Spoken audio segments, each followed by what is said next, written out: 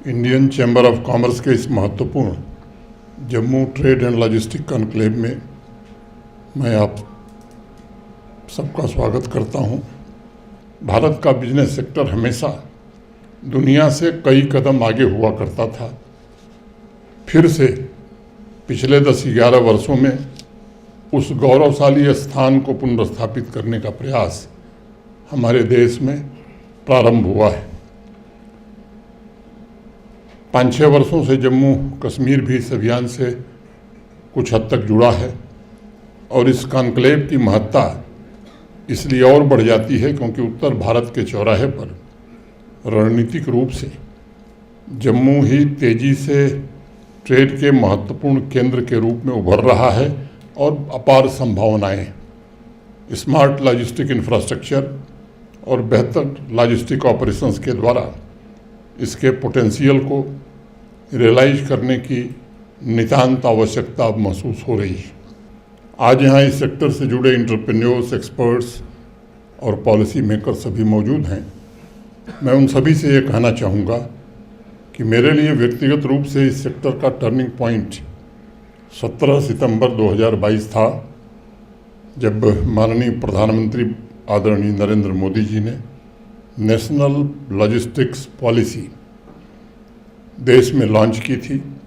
और मैं मानता हूं कि पिछले 3 वर्ष में इस पॉलिसी ने लॉजिस्टिक्स इकोसिस्टम में रिफॉर्म को एक नई गति दी है और डिजिटल इंटीग्रेशन, स्किल डेवलपमेंट, सभी पॉलिसी से अलाइनमेंट, इंफ्रास्ट्रक्चर प्लानिंग के द्वारा इस क्षेत्र में क्रांतिकारी परिवर्तन भी आया है।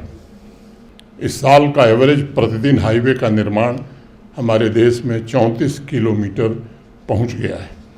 99% गांव अच्छी सड़क से जुड़ गए।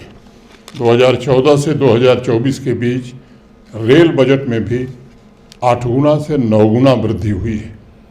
गति शक्ति इंफ्रास्ट्रक्चर प्रोजेक्ट के तहत 100 लाख करोड़ रुपए के फंड का समुचित उपयोग हो, ये सुनिश्चित किया जा रहा है और इसका मास्टर प्लान इंफ्रास्ट्रक्चर की ज़रूरत के लिए लॉन्ग टर्म योजनाएं भी बनाई जा रही हैं।